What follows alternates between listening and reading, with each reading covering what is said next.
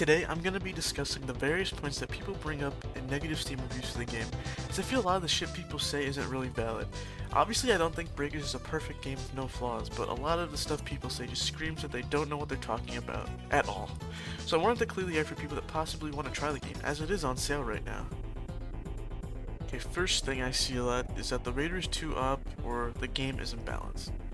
Most of the time people say this, they have like 1 to 2 hours played and haven't fully understood the game yet. Obviously, if you just started and have no idea what you're doing, it's going to be harder to do well against a raider who knows what he's doing, but it's not like the game doesn't give you any guidance for that. There's a whole tutorial that explains the basics, then a whole ass guide robot in the lobby that explains pretty much every mechanic you'd ever want to know about. Anyway, you're not always going to win every match, that's just how asymmetrical games are, to be honest. Another mistake I see a lot of new players make all the time is trying to fight the raider at every single opportunity. Killing the raider to win is something you could do in this game, but it's usually a really bad idea to fight alone, as the raider could isolate and easily kill you. I also feel that a lot of anger from new players comes from not understanding the combat well. The combat is deceptively simple and has a lot of quirks that you'd only really get after playing for a while. For example, a lot of people are always on the attack and never try to play more defensively by dodging/vanish kicking. There's a really informative Discord server, I'll link in the description as well, that has a lot of information that is in the game about every skill and special attack in the game. It's pretty helpful to me, as it also could be to new players. I'll discuss another thing that new players bring up a lot in a bit, but to summarize this section overall, skill issue.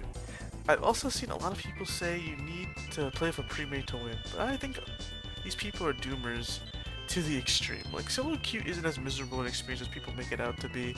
Of course there are going to be matches where you get rolled, but it's not really a big deal to me.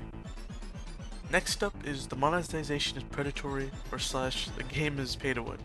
First thing I'm going to say is that I wish the game wasn't a gacha, but that's what we got even though I'm not a fan of it. I know gacha is a huge turnoff for some people, but honestly I wouldn't consider it predatory at all. You can pull advantage of Zenny tickets and TP tokens. Only the TP tokens are premium currency which you could buy with real money. Summing down banners with TP tokens is a really bad move since TP tokens are also how you buy raiders and survivor skins. Every season we get 500 tokens for free and you can get 3 tokens to level up as a new player. You'll be leveling up a lot. Every season the level cap has increased by 50, so you'll be getting about 650 tokens every season if you grind a lot, which is more than enough to get the new raider for the season / the survivor skin if you want that instead. This also doesn't account for event TP tokens, like the ones we got recently, and the free tokens we get at the start of the season, which have varied amounts. Like, I have a friend who hasn't spent any extra money on this game and has gotten everything he's wanted just from playing. I spent money on cosmetics, which is something that can be bought with TP tokens. The Battle Pass for the game is also completely free, it doesn't require any money to use, and that's how you get those tokens for free. Summon tickets are also not hard to come by, and you earn them from Battle Pass and from leveling as well. They also give out free tokens a lot for special occasions or just for maintenance as well, from Twitter campaigns. Finally, Zenny is something you get from playing. It's the easiest way to get summons. By doing well in matches you get more Zenny, as well as by playing Survivor only queue, you get 30% more Zenny.